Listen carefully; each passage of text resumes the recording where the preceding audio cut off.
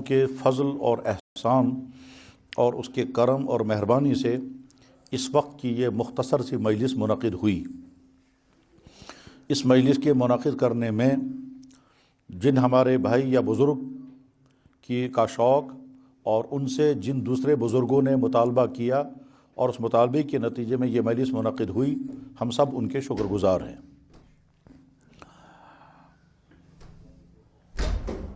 دنیا میں گیدرنگیں مختلف قسم کی ہوتی ہیں۔ کہیں گیدرنگ ہوتی ہے شادی کا فنکشن ہے، کہیں گیدرنگ ہوتی ہے خدا نخواستہ کسی کی وفات ہو گئی تو تعزیت ہوتی ہے، ایک گیدرنگ وہ بھی ہوتی ہے جس میں ہم کو جنازہ پڑھنا ہوتا ہے، کہیں کھیل ہوتا ہے، وہاں بہت سارے نوجوان لڑکے جمع ہوتے ہیں، کھیلتے ہیں فیلڈ کے اندر، کہیں کوئی دوسرے موضوعات کے جلسے ہوتے ہیں، وہاں بھی لوگ جمع ہوتے ہیں، کہیں کوئی حادثہ ہوتا ہے وہاں بھی لوگ جمع ہو جاتے ہیں۔ تو لوگوں کا جمع ہونا مختلف مقاصد کے لیے ہوا کرتا ہے، اور بہت دفعہ جمع ہونا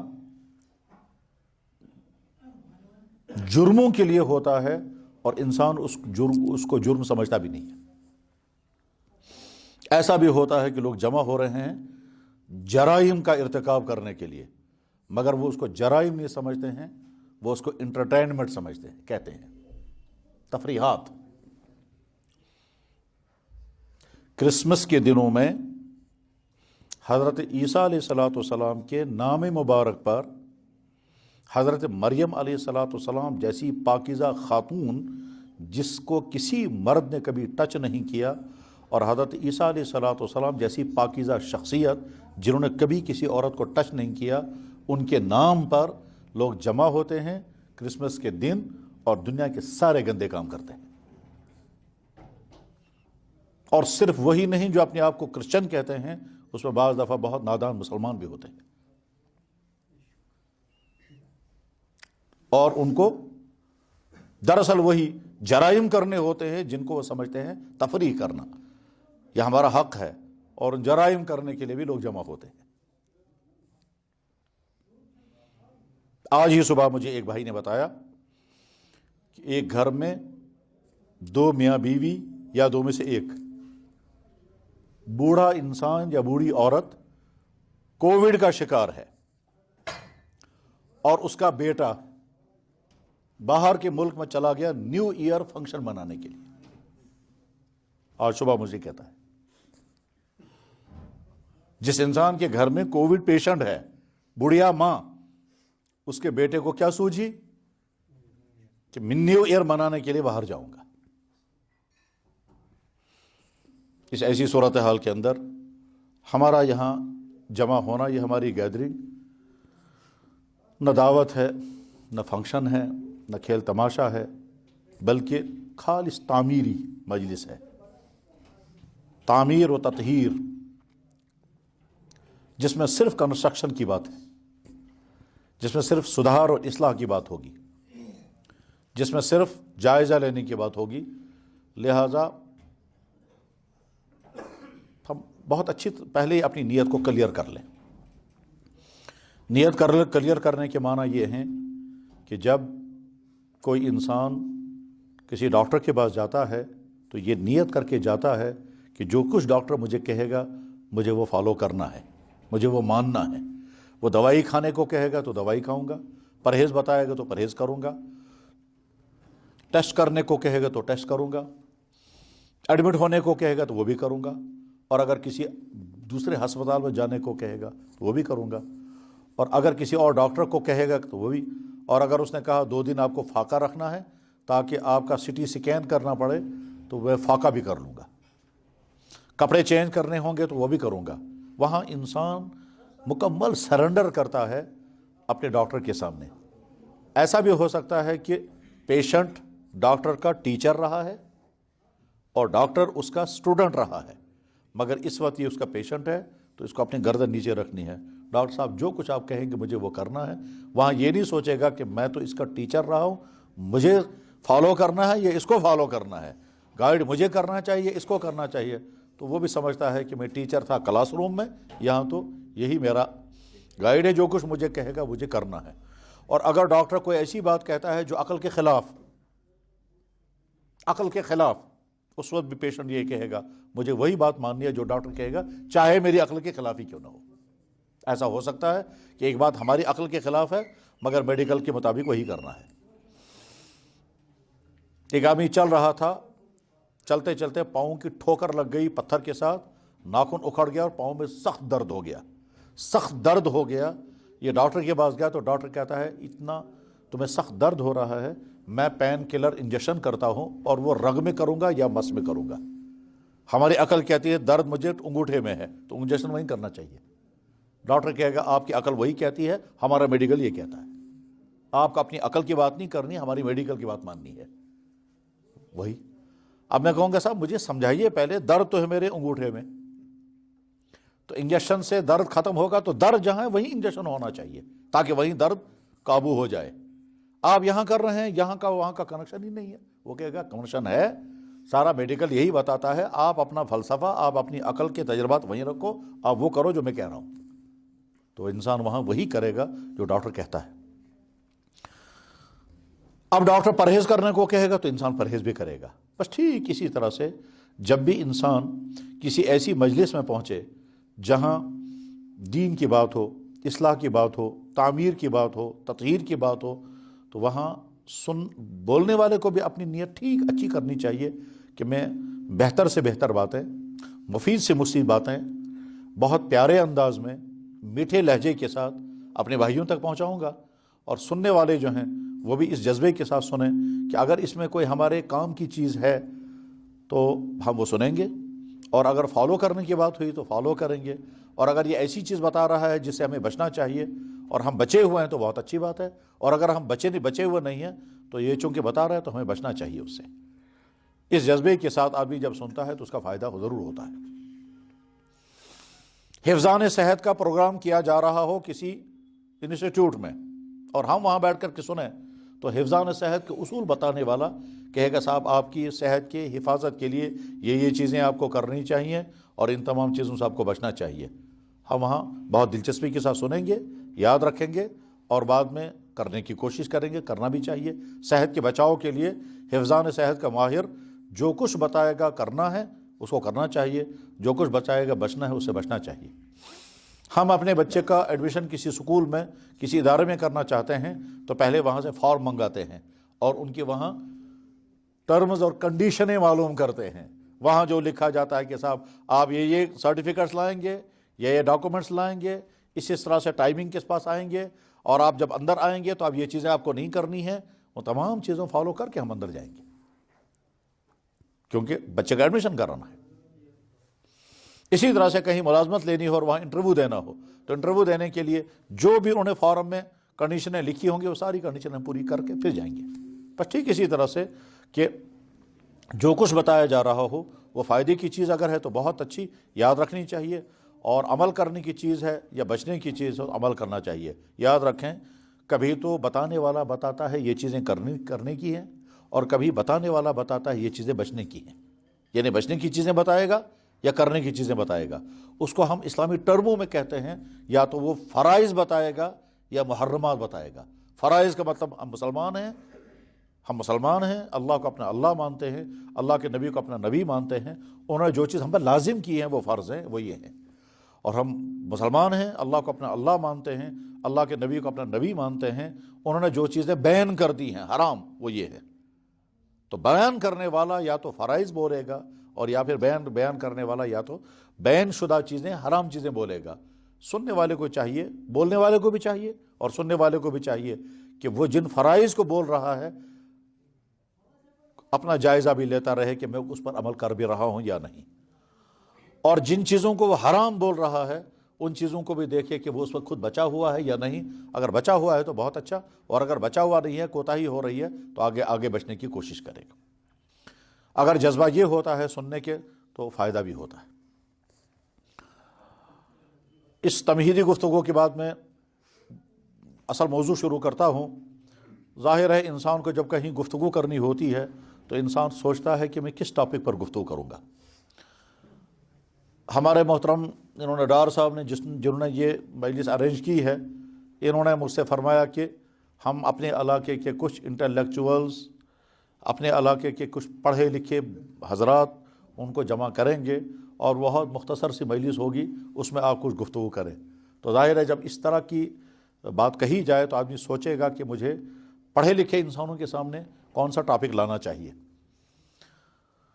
بولنے والے کو مختلف میدانوں میں بولنے کی ضرورت پیش آتی ہے، کبھی بالکل سیدھے سادے عوام ہوتے ہیں، کبھی نوجوان لڑکے ہوتے ہیں، کبھی سماج کے بگڑے ہوئے لوگ بھی ہو سکتے ہیں، اور کبھی بہت مہذب قسم کے لوگ، پڑھے لکھے، انٹلیکچوئل، تعلیم یافتہ، ریٹائر افسران، وہ بھی ہو سکتے ہیں۔ تو اس وقت بولنے والے کو کوشش کرنی چاہیے کہ وہ وہی گفتگو کرے جو اس کے سننے والوں کے لیے فائدہ مند ہو۔ کوئی ایسا ٹاپک لینا کہ جو سننے والوں کے لیے فائدہ مند نہ ہو تو وہ بہتر نہیں ہے۔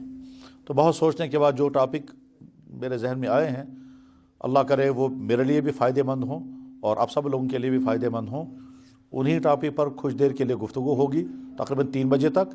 3 بجے کے بعد پھر ہمارے ایک بھائی آپ کے سامنے 10-15 منٹ تک اپنی گفتگو کریں گے، ہمارے جو یہاں موجود ہیں، ہمارے ساتھ آئے ہیں، اور اس کے بعد پھر انہوں نے بتایا تھا کہ سوال جواب کا کوئی سیشن ہوگا، تو ٹھیک ہے، سوال جواب بھی سنیں گے۔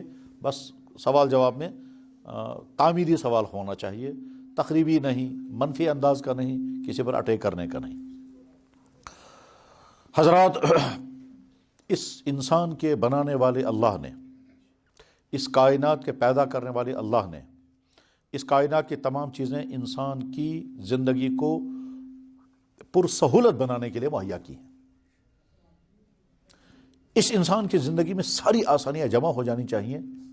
ان تمام آسانیوں کو مہیا کرنے کے لیے اس کائنات کے بنانے والے نے ایک وسیع نظام، ایک وسیع، بہت زیادہ وسیع، اتنا زیادہ وسیع کہ ہمارا ذہن اس کی وسعتوں کو سمیٹ نہیں سکے گا۔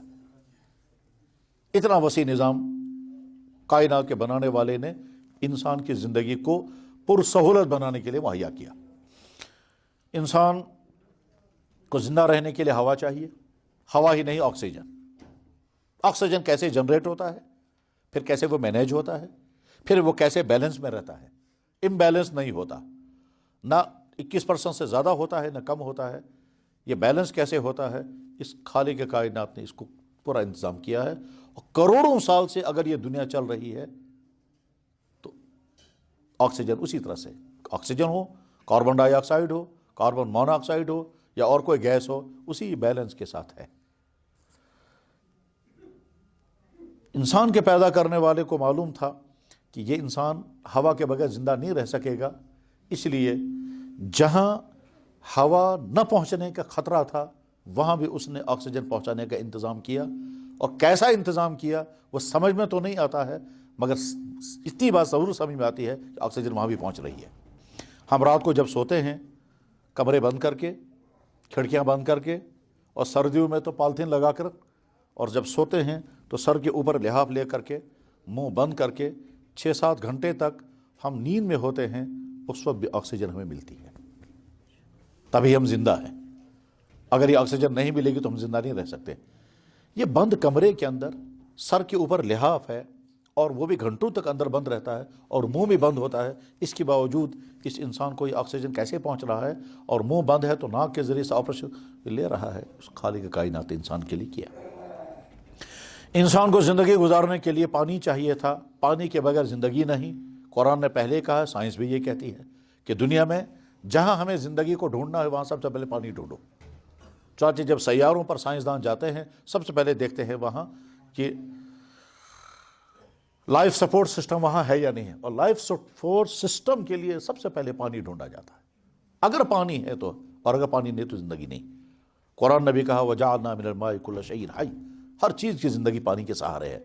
اور یہ پانی اس کائنات کے بنانے والے نے اتنی ترتیب کے ساتھ پیدا بھی کرتے ہیں، مینیج بھی کرتے ہیں، اتارتے بھی ہیں، سٹاک بھی کرتے ہیں، فریش بھی کرتے ہیں، پھر واپس انسانوں تک پہنچا دیتے ہیں۔ اس کا ٹیسٹ بھی باقی رکھا جاتا ہے۔ اگر پانی کی ساری سائنس پڑھیں ہم کہ سائنس پانی بنتا کیسے ہے، پھر وہ فضا میں بادلوں کی شکل میں کیسے کنورٹ ہوتا ہے، پھر وہ بادلوں کی شکل کا پانی جو ہے واپس پانی کیسے بنتا ہے، پھر وہ کیسے اترتا ہے اور زمین میں کیسے جذب ہو جاتا ہے، پھر زیادہ نیچے نہیں جاتا ہے بلکہ اس سطح پر رہتا ہے کہ واپس نکل سکے. اور پھر انسان کی ضرورت کیسے پوری ہوتی ہے؟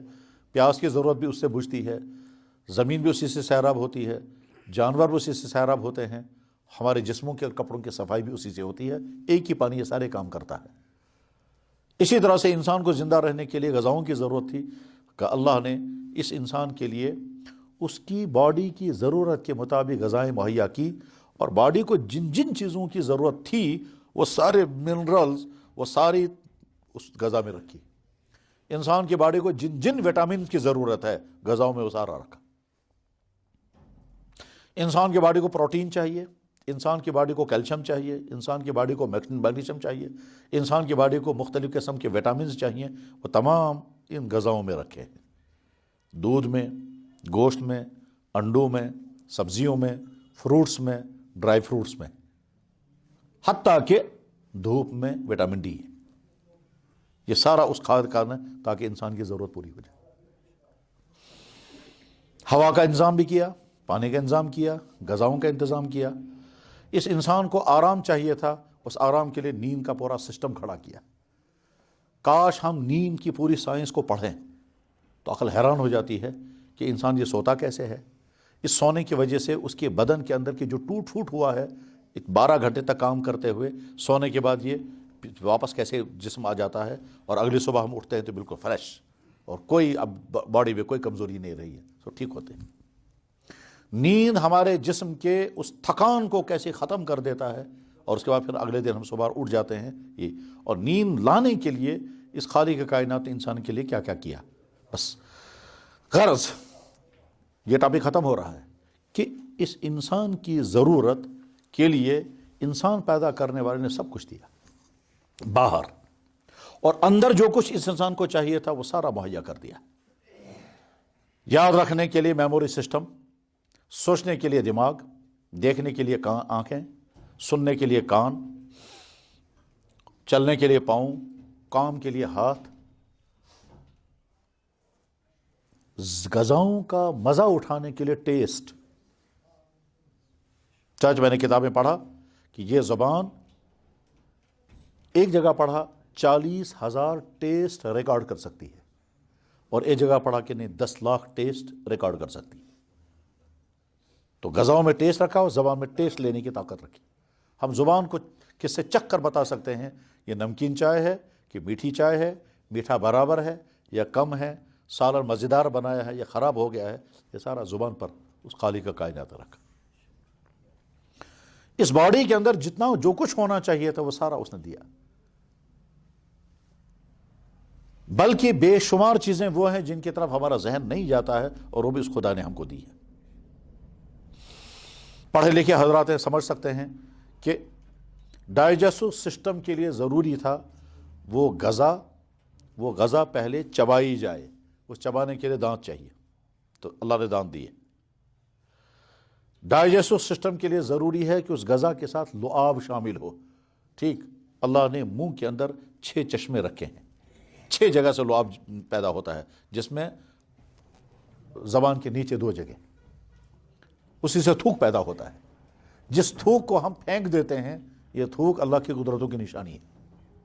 اگر تھوک پیدا ہونا بند ہو جائے تو انسان لقمہ نیچے اتار ہی نہیں سکتا. وہ تھوک ہی کی وجہ سے انسان لقمہ اتارتا ہے. یہ تھوک ایک طرف سے لقمے کو نیچے اتارنے میں مدد دیتا ہے، دوسری طرف سے یہ تھوک اس غذا کو ہضم کرنے میں مدد دیتا ہے. ٹھیک ہے، اتنا ہی نہیں، ہمیں غذا چبانی ہے. اس چبانے کے لیے ایک بہت اہم ترین پروسیس چاہیے. وہ یہ کہ جب ہم نے لقمہ دانتوں کے نیچے رکھا اور یہ دانت اس کو چبا رہے ہیں، چاہے وہ گوشت کا پیس ہے، چاہے وہ چکن کا پیس ہے، چاہے وہ پھل ہے، ہم نے سیب کا ٹکڑا منہ میں ڈالا اور ہم اسے چبا رہے ہیں، یہ ایک ہی جگہ چبایا جائے گا جب تک اس کو گھمائیں گے نہیں. ہم نے سیب کا پیس منہ میں رکھا، یہ ایک ہی جگہ چبایا جائے گا، اس کو گھمانا ضروری ہے، تب وہ سارا پس جائے گا، تب وہ سارا کرش ہو جائے گا. اس گھمانے کے لیے اللہ نے سسٹم کیا پیدا کیا؟ زبان اس کو گھماتی چکر لیتی رہتی ہے.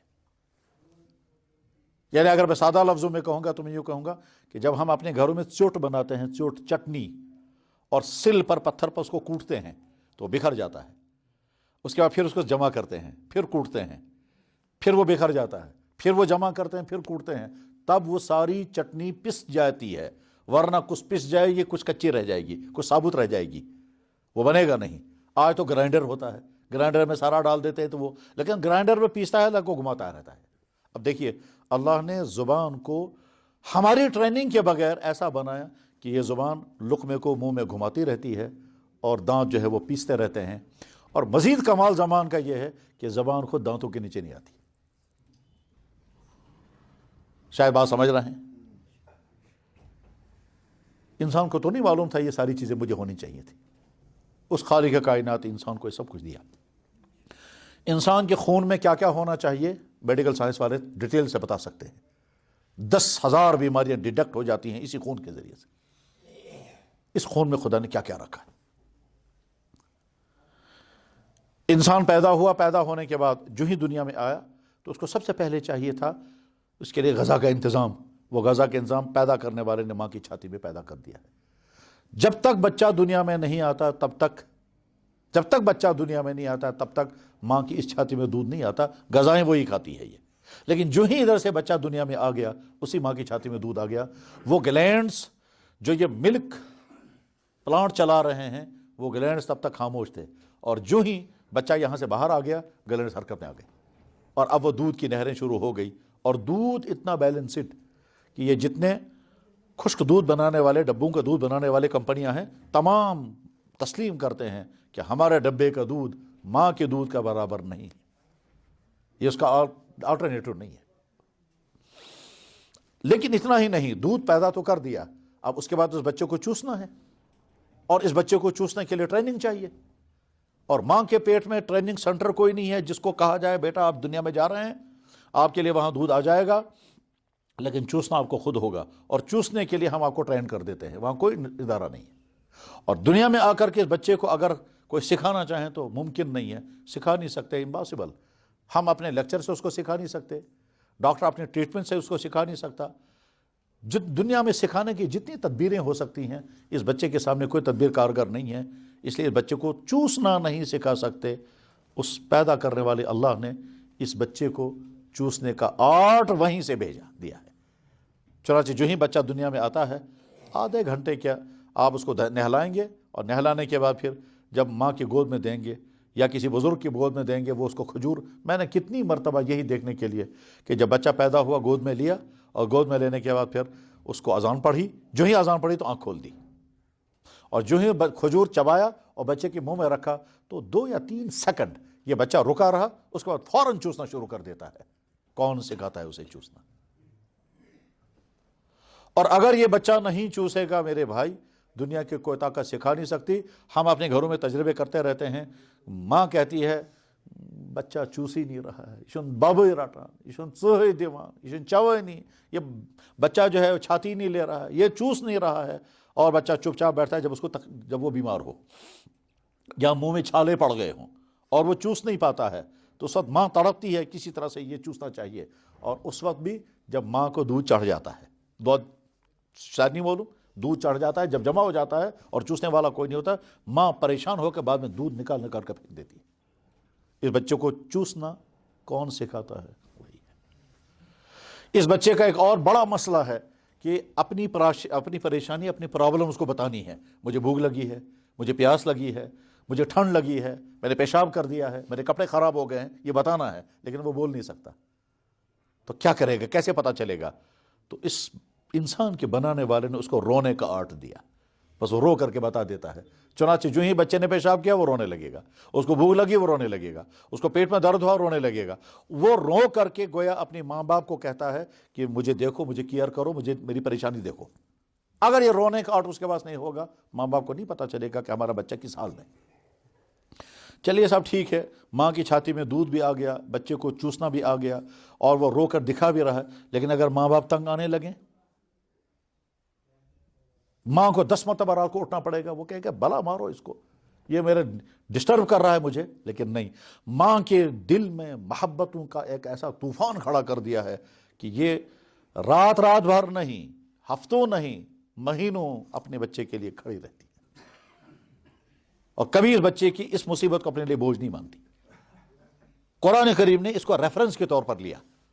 اللہ تعالیٰ فرماتے ہیں تم مجھ سے جب اپنے ماں باپ کے لیے دعا کرو گے تو ریفرنس وہی دینا، یا اللہ جیسے میرے ماں باپ نے میرے بچپن میں میرے ساتھ شفقتوں کا طوفان میرے ساتھ برتا ہے، ٹھیک وہی شفقتیں آپ ان کے ساتھ کریں۔ واقعتاً یہی ہے، آپ جانتے ہوں گے کہ دنیا میں کسی بھی مخلوق کے بچے اپنے ماں باپ سے اتنی خدمت نہیں لیتے جتنا انسان کا بچہ لیتا ہے۔ بچڑا آدھے گھنٹے پہ کھڑا ہو جائے گا، اس کے بعد پھر ماں کے کیئر کر اس کو لال لال نشان تمہیں ضرورت۔ گائے کو کبھی بچے کو گود میں بٹھانے کی ضرورت نہیں ہے، سردی نہیں، وہ تو خود ہی سب کچھ کرتا رہے گا۔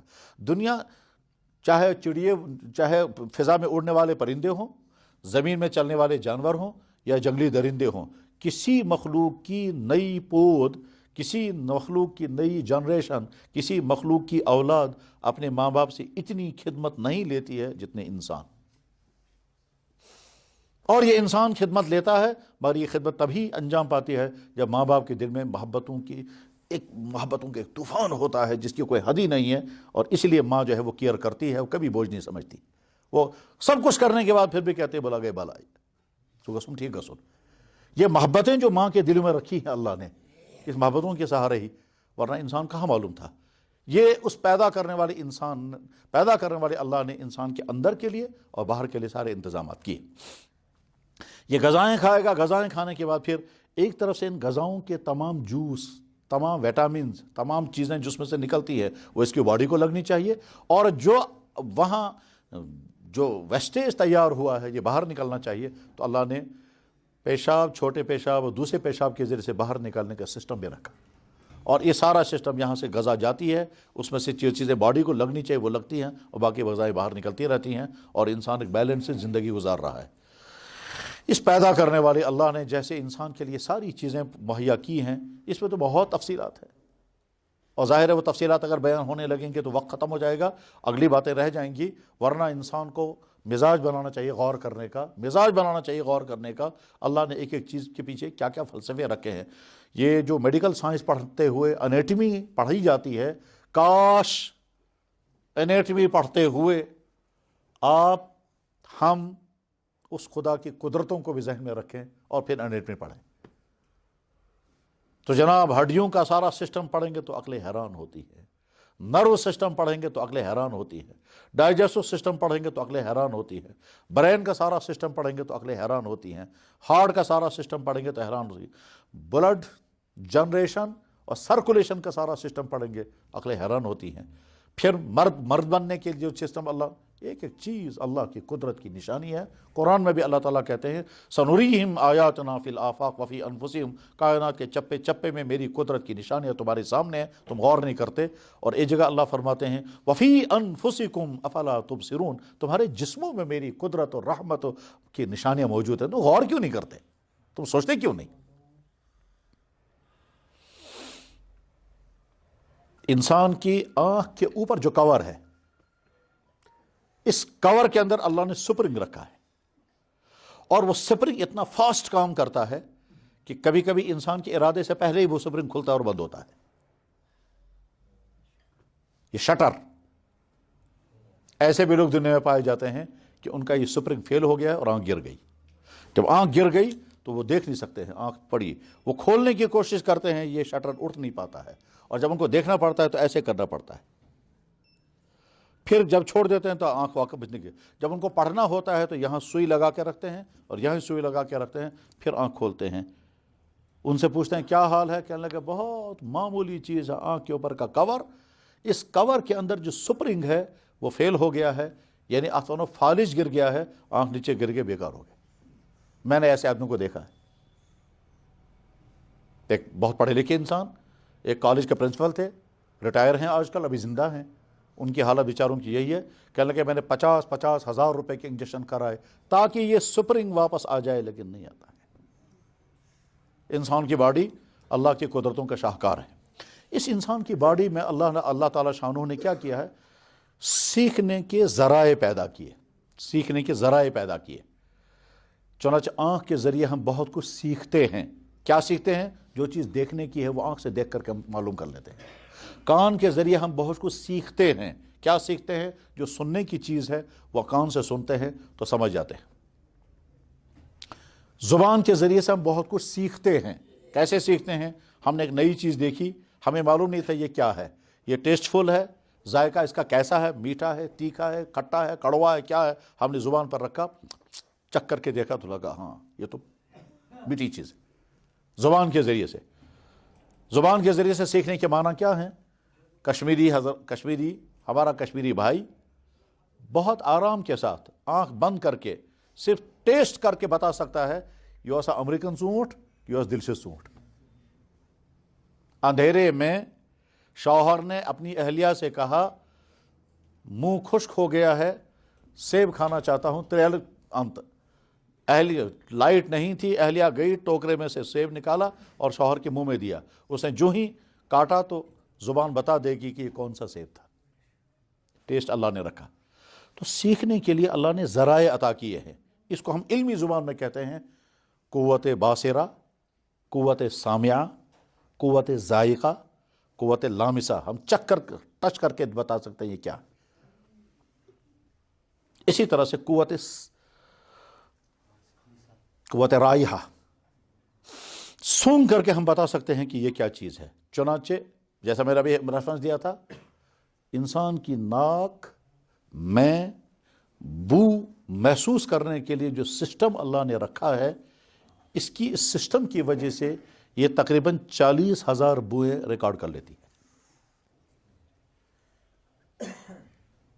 جو بو ہم نے آج دیکھی سونگی، سال ہر سال کے بعد اگر یہی بو آئی بھی تو ہمارا جواب فوراً کہے گا یہ وہی ہے. سائز گوڈ نہ ریکارڈ. لیکن ان تمام آنکھ دیکھنے کا کام کرتی ہے مگر لمٹ ہے. کان سننے کا کام کرے گا مگر اس کے بھی لمٹ ہے. زبان چکھنے کا کام کرے گی لیکن اس کے لیے بھی لمٹ ہے. بس لیکن کچھ چیزیں ایسی ہیں کہ آنکھ وہاں کچھ نہیں کہہ سکتی، کان وہاں کچھ نہیں کر سکے گا. تمام یہ اعضاء کہیں گے ہمارا کام یہاں نہیں ہے، یہ تو کسی اور چیز سے آپ معلوم کریں گے. تو وہاں پر انسان کی پھر عقل کام کرتی ہے.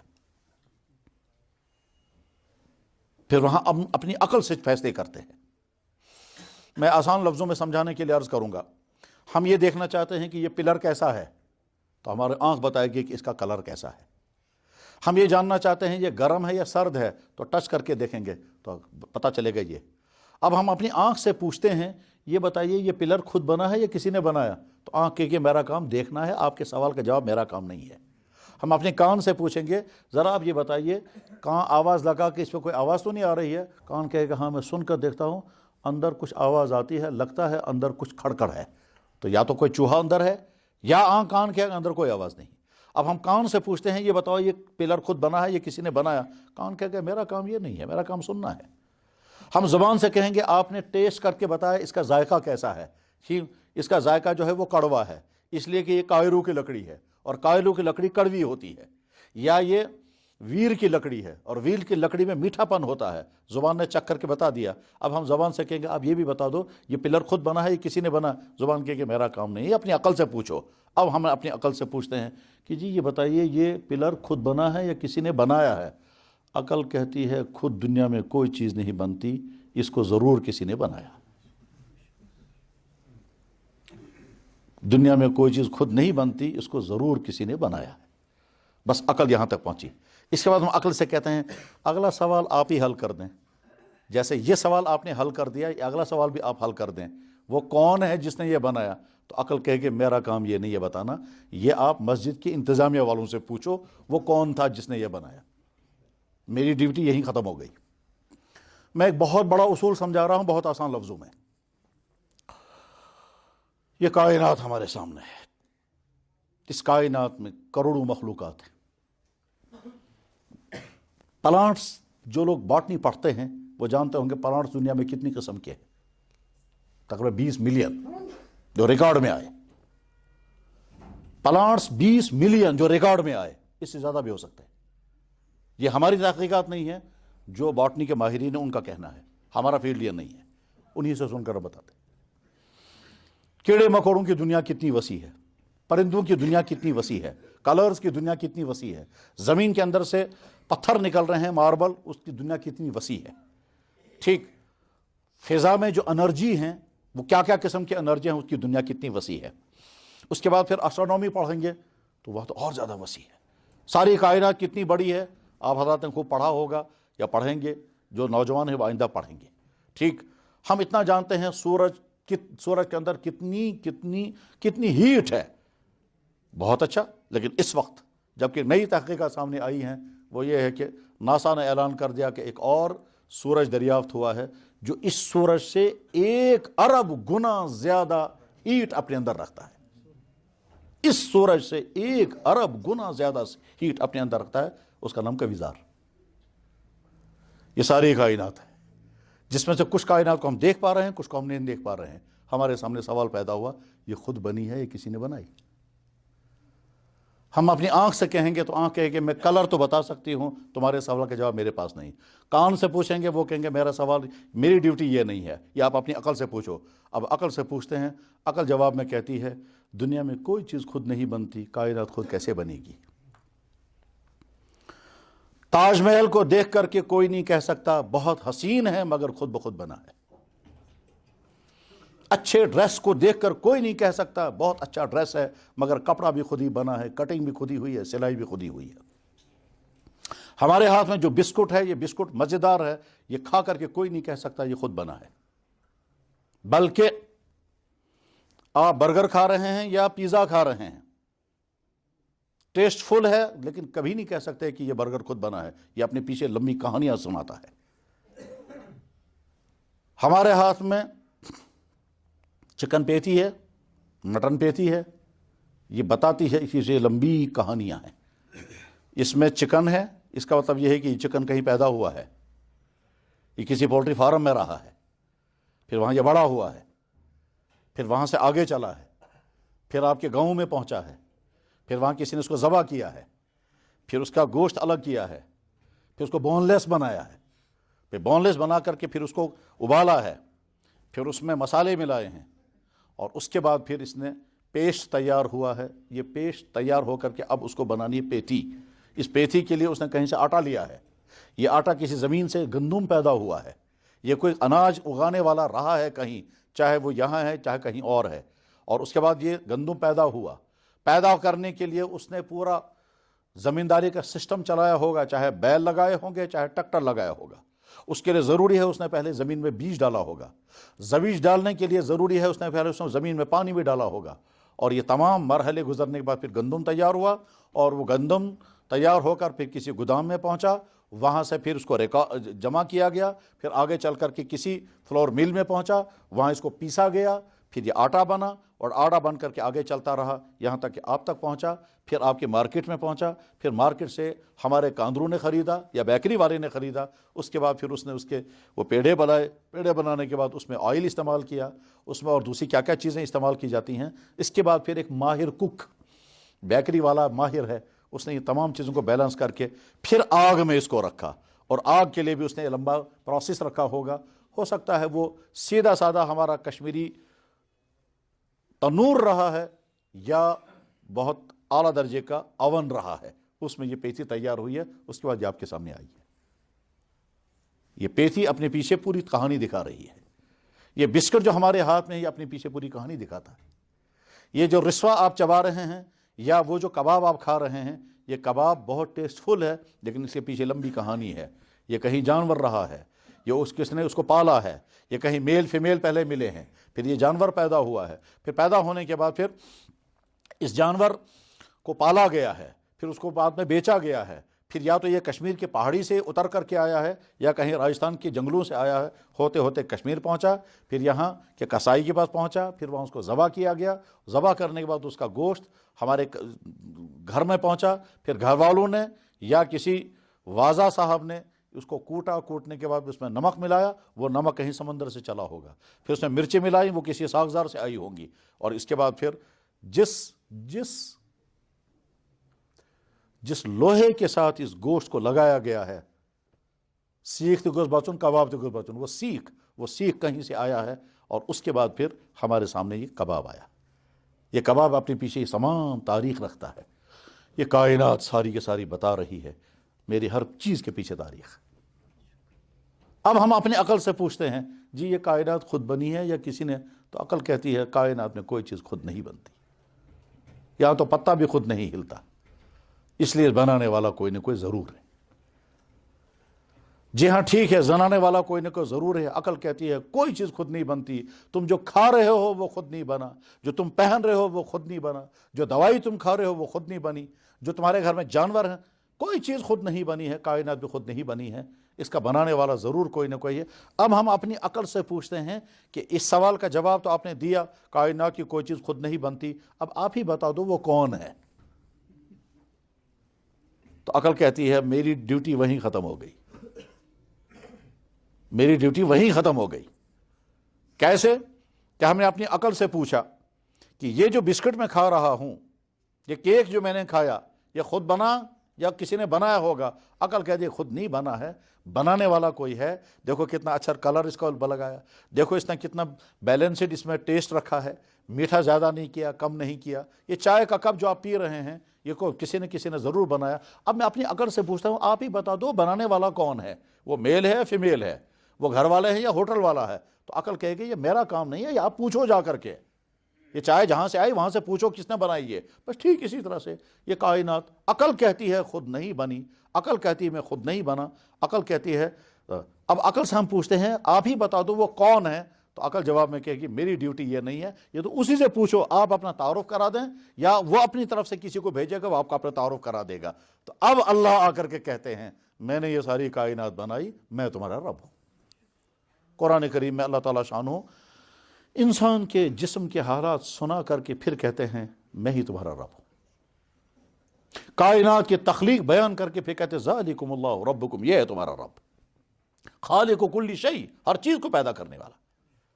قرآن کریم میں اللہ تعالیٰ شانہ انسان کی تخلیق کے سارے مراحل دکھا کر افرأیتم ما تمنون، تم دیکھو ذرا تمہاری باڈی کے اندر میں نے سپرم پیدا کیا، منی، وہ پھر منی کن کن مراحل سے گزر کر کے آگے چل کر انسان بنتا ہے.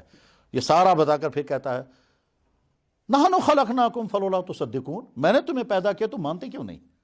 اور کیا ثبوت دوں گا میں تمہیں؟ تمہاری باڈی، تمہاری ایسی باڈی میں نے بنائی دنیا میں دوسرے کسی انسان کی نہیں ہے، صرف تمہاری ہے.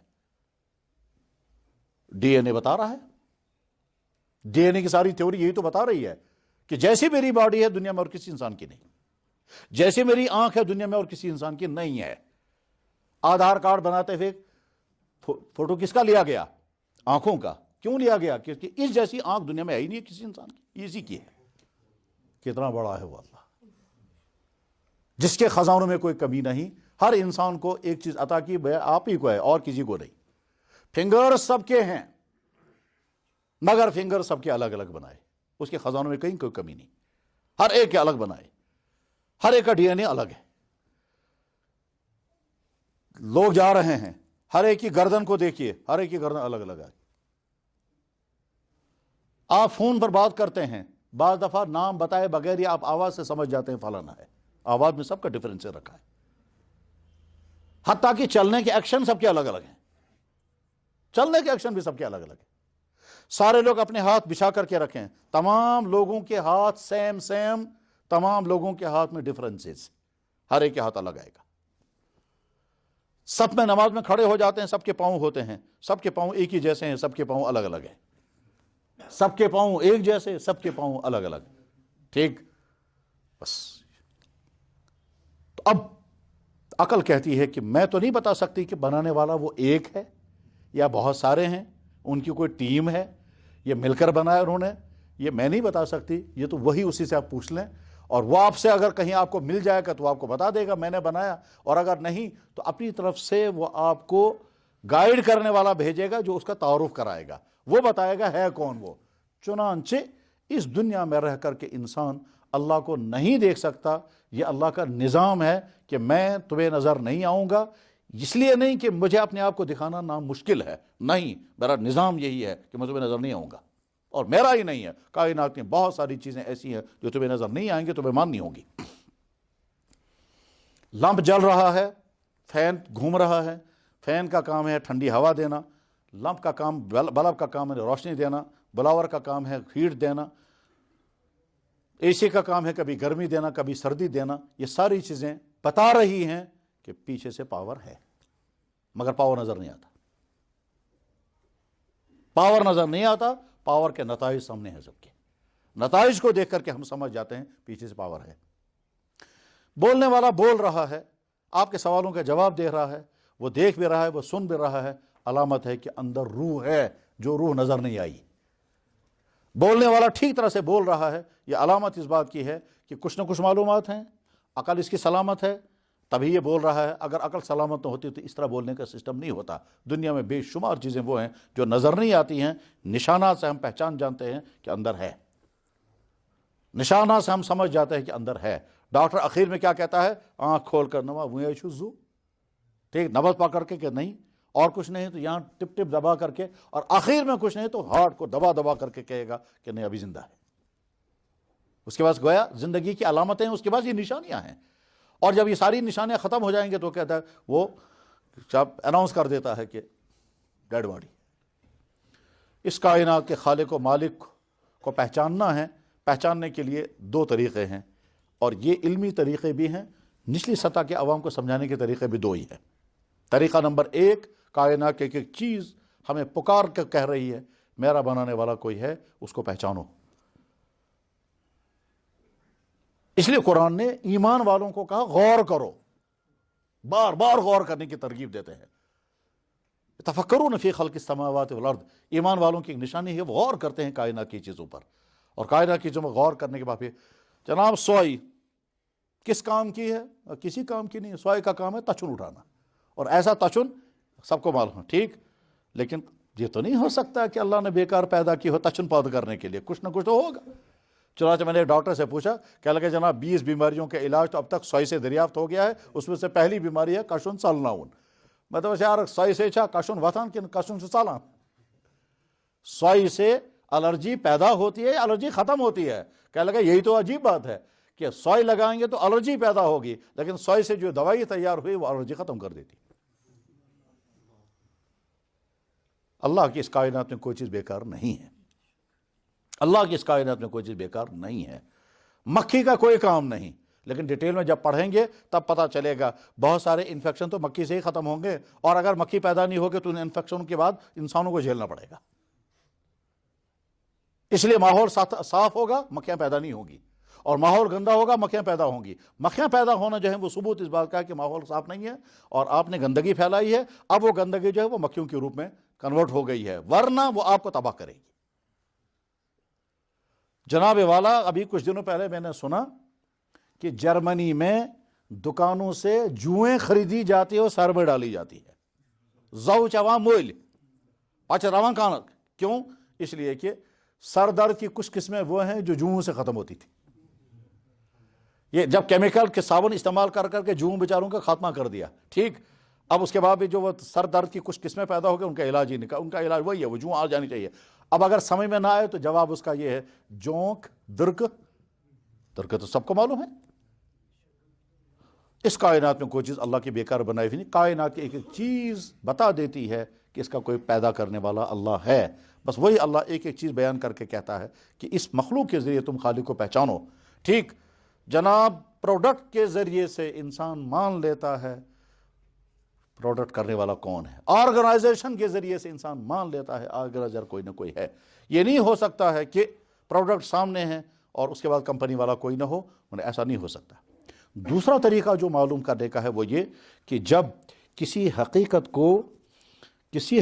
کو ماہرین کی ایک بڑی جماعت اعلان کرنے لگے اور انسان اپنی عقل سے اس کو نہ سمجھے تو اس کے بعد انسان اپنی عقل کے فیصلے کو سائیڈ پر کر دیتا ہے اور ماہرین کے فیصلے کو مان لیتا ہے، اور یہ لازمی ہے، اس کے بغیر چارہ کار نہیں ہے۔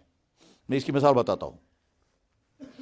خدا نہ خواستہ ہم میں سے کسی انسان کو تکلیف ہو گئی، لیکن سمجھ میں نہیں آ رہا ہے یہ تکلیف کمر میں ہے یا کڈنی میں ہے، ادھر سے بھی درد ہے پیچھے سے بھی درد ہے۔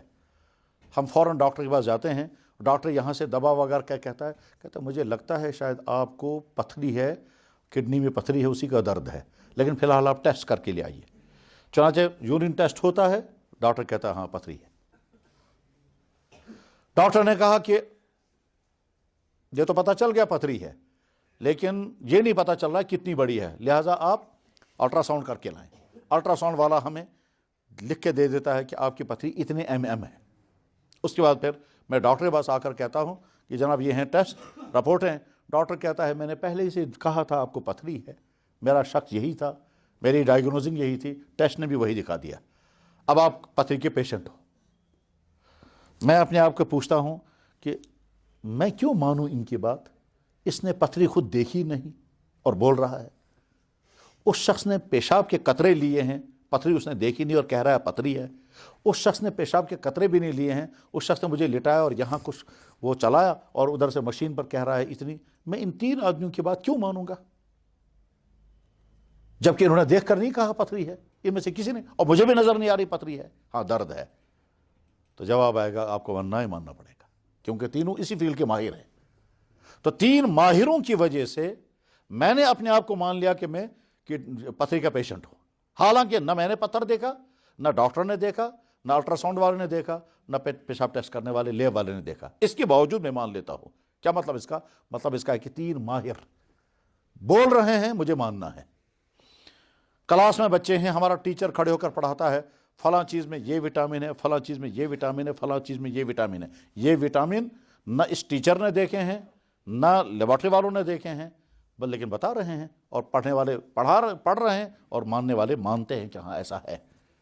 माहिरीन जब किसी बात को कहते हैं तो सुनने वाले को मानना ही होता है। लेकिन मैं इसको एक नेचुरल मिसाल से समझाना चाहूंगा। फर्ज करते हैं एक इंसान किसी पहाड़ी पर है और अभी तक वो आबादी भी नीचे नहीं आया, आबादी भी नीचे नहीं आया है, वो पहाड़ी पर रहता है और वहां बेचारा वो पुराने ज़माने में शमें जला करके या लश खबर लश अबूज मुतई पुराने ज़माने में लकड़ी जला करके रोशनी के इंतजाम करते थे। ये बेचारा पहाड़ी पर गुरेज के किसी जंगल में, हमने बचपन जैसा गुजारा है। हमारे घरों में हमने न लाइट थी वहाँ, न लालटीन था, न सोंग, न शमा, ऐसे लश ज़ालम। मैंने अपना बचपन गुजारा है ऐसा कि लश है ज़ालनिस पनिसगारस में। तो लश जलाने वाला बेचारा लश जला रहा है, उसमें धुआं भी होता है, उसमें बीमारियां भी होती है, लाइट होती है कभी नहीं होती है। एक जगह से दूसरी जगह जब जाते थे तो हम लोग वो लश लेकर के जाते थे। हमने शादियां भी ऐसी देखी हैं जिसमें सारे इंसान लश देर अतर मज। खैर, अब इस गांव वाले के पास एक आदमी पहुंचता है, वो कहता है यार देखो तुम अब भी इस पसमानदगी की जिंदगी में हो। शहरों में एक नई चीज आई, उसको कहते हैं बिजली, वो पावर है, उससे इतनी लाइट आती है कुछ मत पूछो। तो ये गांव वाला कहता है क्या है वो लाइट? कहने लगे लाइट है, वो तार के अंदर होती है, वो एक एनर्जी है, वो पावर है, और उसके बाद आगे लंप होता है, उस लंप से रोशनी जलती है, पीछे से स्विच दबाना पड़ता है। ये सारा सुना रहा है उसे। ये गांव वाला कहता है बशन क्या समझ क्या बना चुका, मुझे समझ में नहीं आ रहा आप क्या कह रहे हैं ये। अच्छा लाइट उसमें होती है कि जी हाँ बहुत ज़्यादा लाइट होती है। उसका फ़ौरन जहन जाएगा या तो सूरज की तरफ या चांद की तरफ या गज की तरफ। गज में जो जून दाता चला लाइट नहीं आ रहा, उसका जहन वहाँ चला जाएगा। कह लगे ऐसी रोशनी होती है, वो कहेगा नहीं इससे ज़्यादा रोशनी होती है। अच्छा इससे ज़्यादा रोशनी होती है तो उसमें जलता क्या है, उसका जहन फ़ौरन जाएगा लकड़ी की तरफ। उसमें अंदर जलता क्या है? कहा जलता वहाँ कुछ नहीं है। कहा फिर वो रोशनी किस चीज़ में होती है? कहा वो तार के अंदर होती है। ये तो तार के अंदर कैसे रोशनी होगी, समझ में नहीं आ रहा। अब हम उससे तारुफ करा रहे हैं, ये बिजली है, ये तार के अंदर होती है, इससे लाइट भी मिलती है, इससे फैन भी चलते हैं, इससे खाना भी पकता है, इससे पानी गर्म हो सकता है, इससे ठंडी हवाएं आ सकती हैं, इससे प्रेस चलते हैं। ये सारी चीज़ें वो सुन रहा है, ताज्जुब कर रहा है, सुन रहा है, ताज्जुब कर रहा है। ये वो नहीं, ये हम हैं वहाँ, ये हम हैं वहाँ, और हम ये सारा सुन रहे हैं। तो क्या कहेंगे यार समझ में नहीं आता आप क्या कह रहे हो, ये मैं जहन जीवन ये क्या चुका रहा। ये कहता है अभी आखिरी बात और सुनो। क्या कहता है? वो बहुत खतरनाक चीज़ है, उसका हाथ लगाएंगे तो आदमी मर जाता है। तो कहेगा हाथ लगाने से मरेगा? हाथ हम तबर अगर अथ लगता मसी तबर जहनस मज क्या तबर वो तो तबर उसको तलवार का जहन आएगा, छुरी का जहन आएगा, दरांते का जहन आएगा। कहा इन चीज़ों को हाथ लगाने से तो नहीं, उसको हाथ लगाने से कैसे मरेगा? खश करा इंसान, कहता नहीं फश तो नहीं करता वो, फिर किसका मरेगा? कहते बस मरता है। ये गांव वाला सुन करके बहुत ज़हीन आदमी है, यह हम हैं, हमने ये सारा सुना तो हम कहेंगे कुछ समझ में नहीं आता क्या है ये, دل میں ہو سکتا ہے یہ ایسے ہی ترس ہے بوزنا والی، یہ ایسی بیکار بات سنا رہا ہے میں. ٹھیک، اس کے کچھ عرصے کے بعد دوسرے صاحب آئے، انہوں نے بھی یہی ساری تھیوری سنائی. کچھ عرصے کے بعد تیسرے آئے. اس میں ایک صاحب آئے، کہنے لگا میں انجینئر ہوں. آپ کس چیز کے انجینئر ہیں؟ کا بجلی کا. جو بجلی کیا ہوتی ہے؟ کہنے لگا میں اسی کا انجینئر ہوں، میں تو ساری ڈیٹیل بتاتا ہوں. یہ سیم وہی بتا رہا ہے. اس کے بعد کچھ عرصے کے بعد ایک صاحب آئے، اس کے ساتھ کچھ نوجوان لڑکے تھے. یہ کہتا ہے میں کالج کا پروفیسر ہوں، یہ میرے ساتھ نوجوان لڑکے ہیں، ہم ٹریکنگ کے لیے آئے ہیں، رات ہمیں آپ کی جھونپڑی میں گزارنی ہے. بیٹھے جھونپڑی میں، وہاں جب وہ لش جلنے لگی اور دوہ یلوت، اب انہوں نے تذکرہ شروع کیا ہے پاور. تو وہ گاؤں والا کہتا ہے یار یہ پاور میں نے اس سے پہلے بھی سنا ہے، آپ ہی ذرا سمجھاؤ مجھے یہ ہے کیا چیز. یہ پروفیسر صاحب اور وہ سارے ٹریکنگ کرنے والے لڑکے یہی سارا سنائیں گے اسے. بجلی ہے، فائدے مند ہے، اس میں لائٹ ہے، اس میں ہوا ہے، اس میں گرمی ہے، اس میں خطرہ ہے، وہ تار کے اندر سے ہوتی ہے، سوئچ دبانا ہوتا ہے. ساری وہی تھیوری سنا کر کے وہ گاؤں والا کہے گا کتنے لوگوں نے اب تک آ کر مجھے سنایا، سمجھ میں میرے تو آتا نہیں یہ ہے کیا چیز، مگر کچھ نہ کچھ تو ہے. یہ ہے پہنچا یہاں کیا نہ کہیں چھوئیے. اب اگر اسے کہیں گے تمہاری عقل میں نہیں آتا ہے تو کہنے لگا یار عقل رکھو سائڈ پر، اتنے سارے بول رہے ہیں میں کیسے انکار کروں گا. بس اس مرحلے پر رک جائیں ذرا. میری عقل میں تو نہیں آ رہا ہے یہ، لیکن میں ہمت نہیں کر سکتا یہ کہنے کی پروفیسر صاحب غلط بول رہے تھے، انجینئر صاحب غلط بول رہے تھے، ایک ٹیچر صاحب آئے تھے غلط بول رہے تھے، ایک پیر صاحب آئے تھے مریدوں کا کہ ہاں چکر کاٹنے کے لیے میرے ہاں بھی آئے تھے وہ غلط بول رہے تھے. اتنے سارے غلط نہیں بول سکتے. میری سمجھ میں نہیں آ رہا یہ میری عقل کا قصور ہے، کوئی نہ کوئی چیز تو ہے. یہ انسان کی فطرت میں یہ بات ہے. اس کی اور آگے مثال فرض کیجئے ہم نے ابھی موبائل دیکھا بھی نہیں اور سنا بھی نہیں. یہ جو ہاتھوں میں موبائل اس وقت سیل فون ہے، آج سے 100 سال پہلے اگر کوئی ہمیں کہتا ایک مشین آنے والی ہے، اتنا بڑا ڈبہ ہوگا، اس میں بٹن دبا کر کے آپ دنیا میں جہاں چاہیں بات کریں گے، تو ہماری عقل کیا کہتی کہ سوال ہی نہیں پیدا ہو سکتا، یہ ممکن نہیں ہے. نہ یہاں اور وہاں کا تار کا کنیکشن ہے تو کیسے بات ہو جائے گی. نہ یہاں کوئی اس وقت ہم بات کریں گے، کیا مائک ہوگا بیچ میں؟ کیا مائک بھی نہیں ہوگا. پھر کنیکشن ہوگا، کیا کنیکشن بھی نہیں ہوگا. تو اس کے بغیر بات کیسے ہو جائے گی؟ کہ ہوگی. تو ہم کہیں گے صاحب تجھے خبر کیا بنا. ہم اس وقت فوراً یہ کہتے تم پاگل ہو، لیکن آج سب کے ہاتھ میں ہے. میرے بابا ٹھیک اسی طرح سے جب افراد کثیرہ، اصول یہ ہے جب افراد کثیرہ کسی نامعلوم حقیقت کو بیان کرتے ہیں، اس وقت انسان اپنی عقل کے فیصلے کو سائڈ پر رکھتا ہے اور افراد کثیرہ کی بات کو مان لیتا ہے. اس کو دوسرے لفظوں میں عرض کرتا ہوں، جتنے یہ ہمارے سکولوں کالجوں کے پڑھے لکھے حضرات ہیں، آپ نے خوب بولا ہوگا، ڈسکس کیا ہوگا شیکسپیئر، دیکھا آپ میں سے کسی نے نہیں، لیکن سب کو یقین ہے. کیسے یقین ہے؟ ہم نے اتنا اس کو پڑھا، اتنا لٹریچر میں نام آیا، اتنے اس کے پوئمیں اور اس کی ڈرامے پڑھے کہ ہمیں یقین ہے کوئی نہ کوئی شخص تھا. میں ایک مرتبہ بنگلور میں تھا، تو وہاں کشمیری لڑکے آئے ملنے کے لیے، ملاقاتیں ہوئیں، باتیں ہوئیں. اس کے بعد پھر جب بہت باتیں ہوئیں تو ان میں سے ایک لڑکے نے کہا کہ مجھے معافی دیں، میں آپ سے سوال کرنا چاہتا ہوں، ناراض نہ ہوں. میں نے کہا کوئی ناراضگی بات ہے، آپ بولیں. کہنے لگے مجھے خدا کے بارے میں ڈاؤٹ ہو گیا ہے. میں نے کہا انا للہ و انا راجعون. بہت افسوس کی بات ہے، ایک مسلمان کو خدا کے بارے میں ڈاؤٹ ہو گیا ہے. افسوس کی بات ضرور ہے، تعجب کی بات نہیں. تعجب کی بات اس لیے نہیں ہے کہ شاید آپ کی سکولنگ میں اللہ کا تصور رہا نہیں ہوگا کہیں، آپ کے کالج میں بھی نہیں. اس کے بعد آپ نے امریکہ میں کوئی ڈگری کی ہے، وہاں کون تمہیں بتاتا اللہ کیا ہے. اور آج کل تم امریکن کمپنی میں جاب کر رہے ہو، وہاں کون تمہیں بتائے گا اللہ کیا ہے. تو ڈاؤٹ نہیں ہوگا اور کیا ہوگا. اب کیا ڈاؤٹ ہے آپ کو؟ تو اس نے سادہ کشمیری لفظوں میں کہا یس نے وشمتی سو کیا ازمانون. ٹھیک. تو میں نے کہا بہت اچھا. ہماری دنیا میں اس سوال کو کہا جاتا ہے جاہلوں کا سوال. ہماری دنیا میں یعنی ہماری علمی اور ہماری دینی دنیا میں اس سوال کو جاہلوں کا سوال کہتے ہیں. تو تھوڑا اس کا رنگ چینج ہو گیا. اس کے ذہن میں بیچارے میں تصور ہوگا میں تو جیسا جناب امریکن ریٹرن ہوں اور میں اتنی ڈگری ہولڈر ہوں، تو یہ مجھے کہہ رہے ہیں جاہلوں کا سوال. میں نے کہا ہاں ہمارے ہاں یہ جاہلوں کا سوال ہے، اور اس لیے جاہلوں کا سوال ابھی آپ کو سمجھ میں آ جائے گا. جو چیز نظر آنے والی نہیں ہے اس چیز کے بارے میں ڈیمانڈ کرنا مجھے دکھاؤ، یہ سوال صحیح ہے؟ بس سوچ میں پڑ گیا. جو چیز نظر آنے والی نہیں ہے آپ مجھ سے ڈیمانڈ کرتے مجھے دکھائیے، میں کیسے دکھاؤں گا آپ کو؟ یہ تو سوال ہی غلط ہے. مجھے بھوک، میں نے اسے مثالیں دی، مجھے بھوک لگی ہے، آپ مجھے کہیں گے مجھے بھوک دکھائیے، میں مانوں گا. میں کہوں گا بھوک فیل کرنے کی چیز ہے، نظر آنے والی چیز نہیں. مجھے سر میں درد ہے، میں کہتا ہوں یار میرے سر میں درد ہے، آپ کہتے ہیں مجھے پہلے دکھائیے پھر میں مانوں گا. میں کہوں گا سر درد فیل کرنے کی چیز ہے، نظر آنے والی چیز نہیں ہے.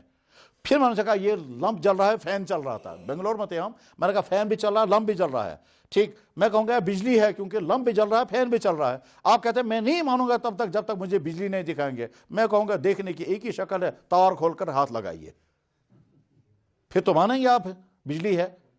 اب جو چیزیں نظر آنے والی نہیں ہیں ان چیزوں کے بارے میں ڈیمانڈ کرنا مجھے دکھاؤ، یہ سوال ہی غلط ہے۔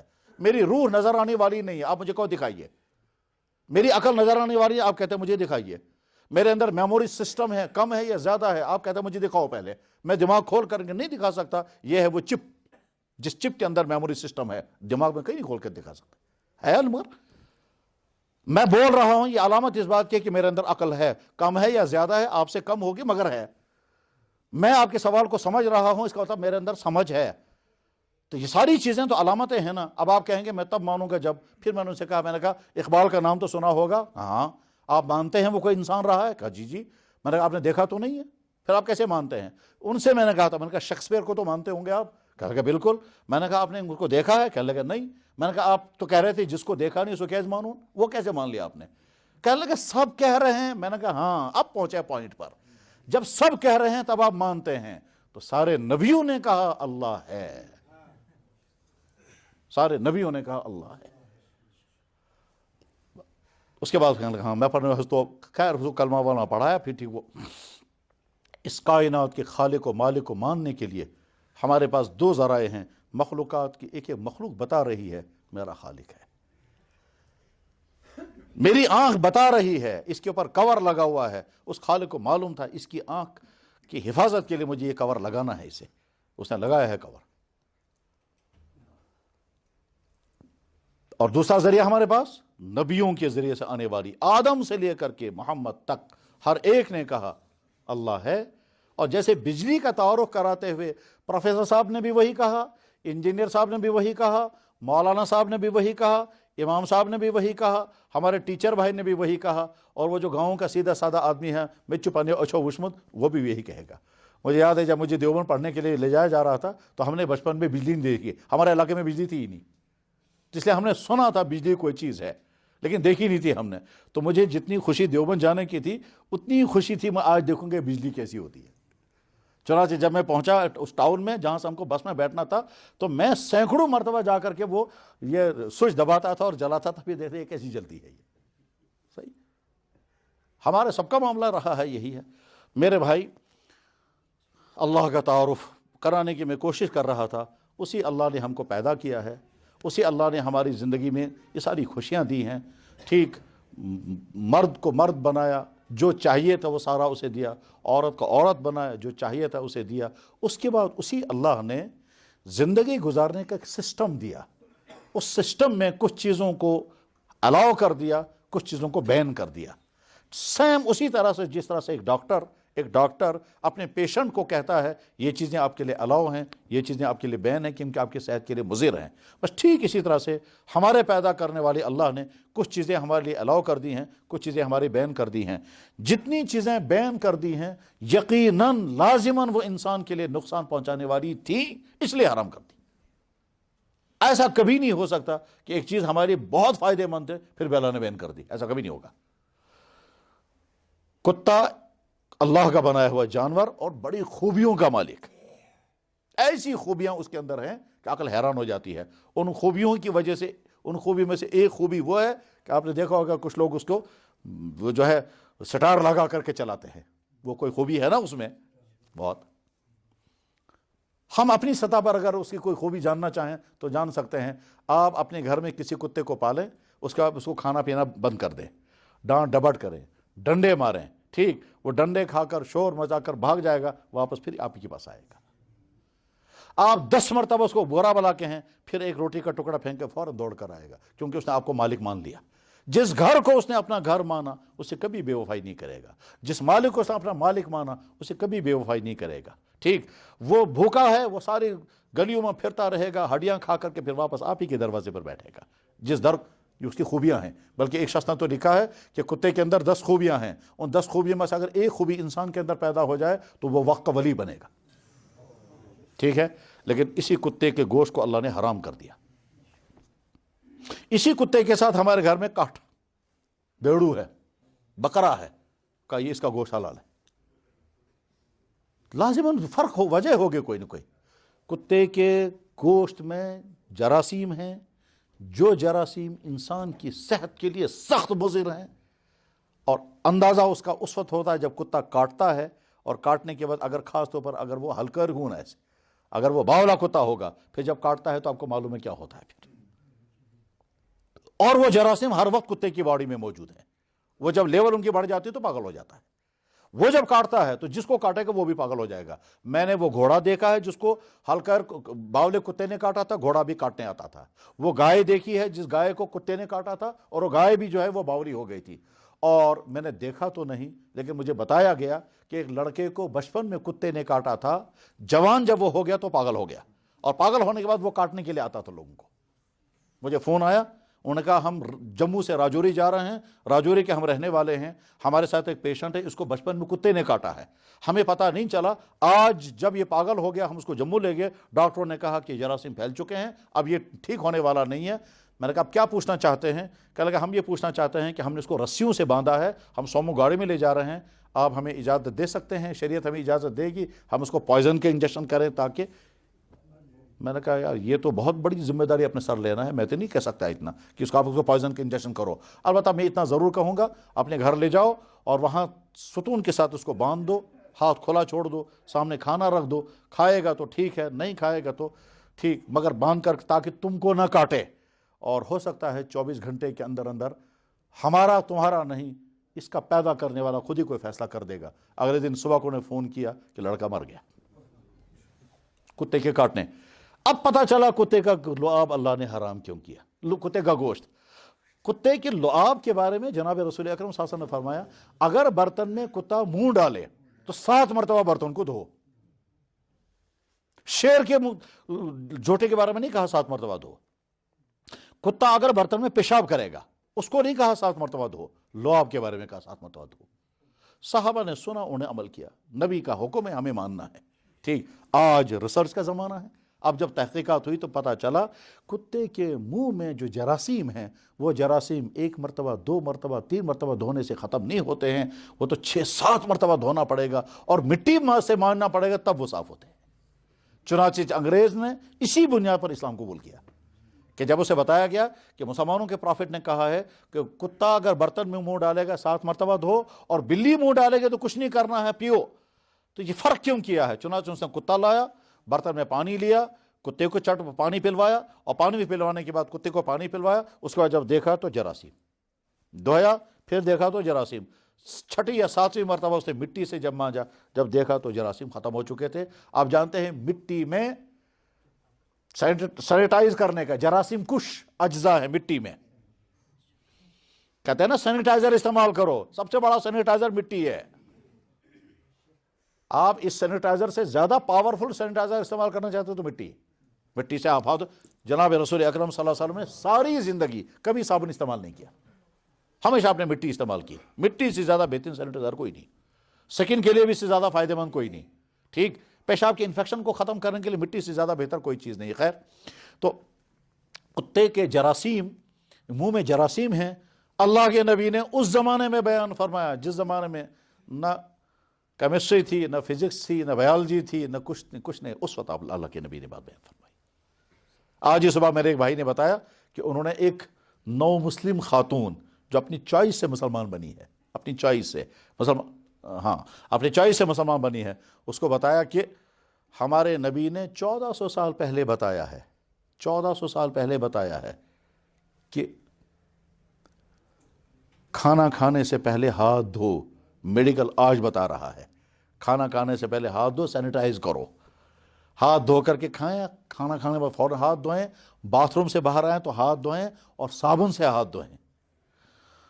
کتے کو اللہ نے حرام کر دیا، اس کا لعاب کو بھی حرام کیا، کاٹ اس کا حرام نہیں کیا، اس کا مطلب دونوں میں فرق ہے۔ میں سمجھانا یہ چاہتا تھا کہ اللہ اور اللہ کے نبی نے جو چیزیں مسلمانوں کے لیے الاؤ کی ہیں یا لازم کی ہیں وہ فائدہ مند تھی اس لیے الاؤ کی، اور جو چیزیں انسانوں کے لیے نقصان دہ ہیں ان تمام کو اللہ کے رسول نے بیان کر دیا۔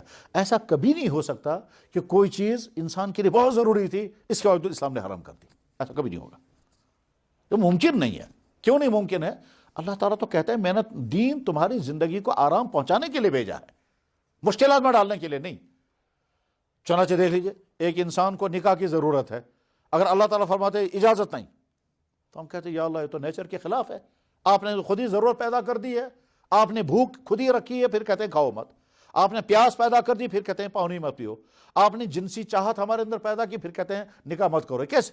اللہ کہتے ہیں نہیں، نکاح کرو، 1 کرو، تم 2 کرو، تم 3 کرو، تم 4 کرو، مگر رونا مت کرنا، گناہ نہیں کرنا، جو تمہاری ضرورت ہے وہ ضرورت پورا کرنے کے لیے میں نے راستہ تمہیں دے دیتا ہوں۔ جی اگر ہم یہ نکاح کی مصیبت نہ لیں سر پر تو کیا فرق پڑے گا؟ ہم ویسے ہی اپنی ضرورتیں پوری کریں گے کہ ہاں ویسی ضرورتیں پوری کریں گے، ٹھیک ہے، وقتی طور پر تم نے اپنی ضرورت پوری کی، اس کے بعد اگر وہاں بچہ پیدا ہوگا وہ کس کا ہوگا؟ اس کو کیئر کرنے والا کون ہوگا؟ اس کا کوئی باپ نہیں، اس کی کوئی ماں نہیں، وہ ماں کہے گی میرے سر مصیبت پڑ گئی، وہ اٹھا کر نالی میں پھینک دے گی، تو انسانوں کا حال یہ ہوگا۔ پھر ایک انسان کسی خاتون کے ساتھ جب تعلقات جوڑے گا اور تھوڑی دیر کے لیے اپنی لذت اٹھا کر کے وہ واپس نکل جائے گا، اس کے بعد اس پر جو بوجھ پڑنے والا ہے اس بوجھ کو کون اٹھائے گا؟ اس لیے بین کر دیا جاتا ہے کہ آپ نکاح کے بغیر آپس میں کوئی تعلق جوڑیں، اور یہ تمہارے سماج کو پاک رکھنے کے لیے، تمہارے سماجی سسٹم کو صحیح رکھنے کے لیے۔ اور اگر یہ بات سمجھ میں نہیں آتی ہے تو یورپ کے خاندانی نظام کا بکھراؤ اعلان کر رہا ہے کہ محمد رسول اللہ نے جو فیملی سسٹم کھڑا کیا تھا وہ کتنا رحمتوں والا تھا۔ یورپ کے خاندانی نظام کا بکھراؤ، وہاں والدین کا درجہ والدین کا نہیں، اولادوں کا درجہ اولاد کا نہیں، بھائی بہنوں کا درجہ بھائی بہن کا نہیں، وہاں زندگی کے مختلف پہلو ہیں، ان پہلوؤں میں سے ایک تو ہے سائنسی ترقیات، اس میں یورپ کہاں ہے وہ سب کو معلوم، دوسرا ہے سماجی انصاف، وہ کہاں ہے وہ بھی معلوم ہے، اور دوسرے ہے خاندان کا بکھرا ہوا نظام اور انکنٹرول سیکس، انکنٹرول زندگی، وہ تباہی۔ بہرحال اللہ نے ہم کو مسلمان بنایا، ہم اللہ کو مانتے ہیں، اللہ نے جو چیزیں، اللہ نے اپنے تعارف کرانے کے لیے سارے نبیوں کو بھیجا، اللہ نے تعارف کرانے کے لیے سارے نبیوں کو بھیجا، انبیاء علیہ السلام آئے، انہوں نے اللہ کا پورا تعارف کرایا، اللہ کی ذات کیسی ہے، اللہ کی رحمت کیسی ہے، نظر نہ آنے والے اللہ کو اتنا واضح کر دیا کہ اس کے بعد پھر چنانچہ قیامت وہ ہے نا، صحابہ کرام کی خوبیوں میں سے خوبی یہ تھی کہ وہ کبھی غیر ضروری سوال نہیں کرتے تھے، غیر ضروری سوال، چنانچہ صحابہ کرام نے کبھی نہیں کہا یا رسول اللہ ہمیں اللہ پہلے دکھا دیجئے، یا رسول اللہ ہمیں اللہ دکھا دیجئے، کبھی نہیں کہا۔ ہاں یہ سوال ضرور کیا کہ یا رسول اللہ کیا قیامت کے دن ہم اللہ کو دیکھیں گے؟ حل نرا ربنا، یا اللہ اس وچھونا قیامت تو خدا پانون، حل نرا ربنا، کیا ہم اپنے رب کو دیکھ سکیں گے؟ تو جناب رسول اکرم صلی اللہ علیہ وسلم نے فرمایا کہ 14ویں رات کا چاند چمک رہا ہو، آسمان میں کہیں کوئی بادل نہیں، کہیں رکاوٹ نہیں، اس چاند کے دیکھنے میں تمہیں کوئی مشکل پیش آتی ہے؟ صحابہ کرام نے کہا کوئی مشکل نہیں، لا تزامن فی رؤیت القمر فی لیلۃ البدر لیس دونہ سحاب، بخاری میں حدیث ہے یہ کہ 14ویں رات کا چاند جب فضا میں کہیں بادل گرد و غبار نہ ہو، اس چاند کے دیکھنے میں تمہیں کوئی مشکل پیش نہیں آتی ہے۔ فرمایا کذالک ترون ربکم، اسی طرح تم اپنے رب کو دیکھو گے، تو وہاں ہم دیکھیں گے۔ یہاں دنیا میں دیکھ کے بغیر ہم اس لیے مانتے ہیں کہ سارے نبیوں نے کہا۔ علامہ اقبال کی مجلس میں طرح طرح کی علمی باتیں ہوا کرتی تھی اور بڑی یادگار چیزیں ہوتی تھی، وہ اقبال کی مجلس بڑی عجیب ہوا کرتی تھی۔ جاوید منزل کی مجلسیں ہوا کرتی تھی، جاوید منزل اقبال کا بیٹا تھا جاوید، اور انہوں نے جو آخر میں مکان بنایا تو اس کا نام رکھا تھا جاوید منزل۔ تو ایک مرتبہ ایک صاحب نے ان سے کہا کہ ڈاکٹر صاحب مجھے پنجاب یونیورسٹی میں لیکچر دینا ہے، خدا ہے، تو مہربانی کر کے آپ مجھے کچھ پوائنٹس لکھوا دیں جن پر میں وہاں گفتگو کروں گا، مگر وہ پروف ہونے چاہیے خدا کے لیے۔ تو اقبال نے کہا میرے پاس کوئی پروف نہیں۔ وہ حیران ہو گئے، کہنے لگا ڈاکٹر صاحب آپ کے پاس نہیں، جس نے فلسفہ بھی پڑھا، سائنس بھی پڑھی، ادب بھی پڑھا، لٹریچر بھی پڑھا، قانون بھی پڑھا، مذہب بھی پڑھا، لائبریریوں کی لائبریری آپ نے اتاری ہیں، تو آپ کے پاس نہیں تو پھر اور کہاں ملے گا؟ انہوں نے کہا بھائی میرے پاس کوئی نہ سائنسی پروف، نہ فلسفیانہ پروف، نہ لاجک کا پروف، میں نہیں۔ کہنے لگا آپ تو خدا کو مانتے ہیں؟ انہوں نے کہا بالکل بالکل مانتے ہیں۔ کہا کیوں مانتے ہیں؟ تو اقبال نے ایمان افروز بات کہی، کہا محمد نے کہا خدا ہے، اس کے بعد مجھے کسی پروف کی ضرورت نہیں۔ محمد نے کہا خدا ہے، مجھے کسی پروف کی ضرورت نہیں۔ ایک بڑے ایک ایتھیسٹ قسم کا انسان، ایک اتھیسٹ قسم کا انسان ہمارے ایک بڑے مولانا کے پاس آئے تھے اور کہا دیکھیے میں خدا کو مانتا نہیں ہوں، میں نے سنا آپ یہ جو ہیں مسلمانوں کے مذہبی سکالر ہیں، تو میں آپ سے ملنے آیا ہوں، کیا آپ نے خدا کو دیکھا ہے؟ انہوں نے کہا بھائی میں نے تو خدا کو نہیں دیکھا ہے اور اس دنیا میں کسی نے بھی نہیں دیکھا، مگر میں آپ سے ملاقات کرا دیتا ہوں اس انسان سے جس نے خدا کو دیکھا ہے، وہ آپ کو بتائے گا۔ کہا لگا وہ ملاقات وہ کہاں ہے؟ کہا لگا اس کا نام ہے محمد۔ کہا میں نے تو خدا کو نہیں دیکھا ہے، نہ اس دنیا میں کوئی دیکھ سکے گا، البتہ میں آپ کی ملاقات کرا دوں گا ان سے جنہوں نے خدا کو دیکھا ہے، اس کا نام ہے محمد۔ انہوں نے کہا کہاں ملاقات ہوگی؟ کہا بس یہی۔ انہوں نے کہا کیسے؟ کہنے لگا بس کل صبح سے آ جائیے آپ۔ بس اگلے دن آیا، کہنے لگا جناب ملاقات؟ کہنے لگا ملاقات تو نہیں ہو سکتی، ڈیٹیل میں ان کو سناتا ہوں۔ اس نے سیرت پاک سنانی شروع کر دی۔ محمد ایک بیٹا تھا، اس کے والد کا نام یہ، اس کا باپ مالدہ کا نام یہ، ہوتے ہوتے 7 دن میں ساری سیرت سنائی۔ کہا اس شخص نے کہا ہے خدا ہے اور میری اس سے ملاقات ہوئی ہے، اب آپ کیا کہتے ہو؟ کہنے لگا میں نے بھی مان لیا خدا ہے، کہ جس کے حالات آپ نے سنائے اس سے زیادہ سچا تو میں نے سنا بھی نہیں کوئی۔ یہ اتھیسٹ زمان ہو گیا۔ لکھنؤ میں ہوا یہ واقعہ لکھنؤ میں ہوا، اور جن عالم کے ساتھ ہوا ان کا نام تھا حضرت مولانا منظور نعمانی رحمہ اللہ تعالیٰ۔ انہوں نے اپنا میرے بھائی اللہ نے ہم کو مسلمان بنایا، ایمان کی دولت ہم کو نصیب ہوئی الحمدللہ۔ ایمان کی دولت ہمیں نصیب، اللہ کا فضل و احسان، بہت شکر گزار۔ بلکہ اس بھائی کو تو بہت ہی زیادہ شکر گزار ہونا چاہیے جس کو قربانی کے بعد اسلام کی دولت مل گئی۔ ہمارا معاملہ تو بالکل ایسا ہے کہ اگر اللہ ہمیں پہلے اس سوال کا جواب مانگے، مجھے اس سوال کا جواب دو، میں نے تم کو اسلام کی دولت دی تھی، تم نے کیا قربانی دی، تو ہمارا سر نیچے ہوگا، جواب ہمارے پاس کچھ نہیں ہوگا۔ اب اسلام کو ہمیں سمجھنا ہے، پڑھنا ہے، فالو کرنا ہے، زندگی میں لانا ہے۔ اسلام رحمت ہے، یہ مصیبت نہیں۔ اسلام نعمت ہے، یہ پریشانی نہیں۔ اسلام پر چلنا مشکل نہیں، اسلام آسان ہے۔ اللہ تعالیٰ قرآن میں کہتے ہیں بار بار میرا دین بہت آسان ہے، بار بار، اور نبی علیہ الصلوۃ والسلام نے تو اعلان کر کے کہا ان الدین یسر، بلکہ اللہ کا قانون یہ ہے، اللہ کا ذات، بیٹھ جاؤ نا، کیوں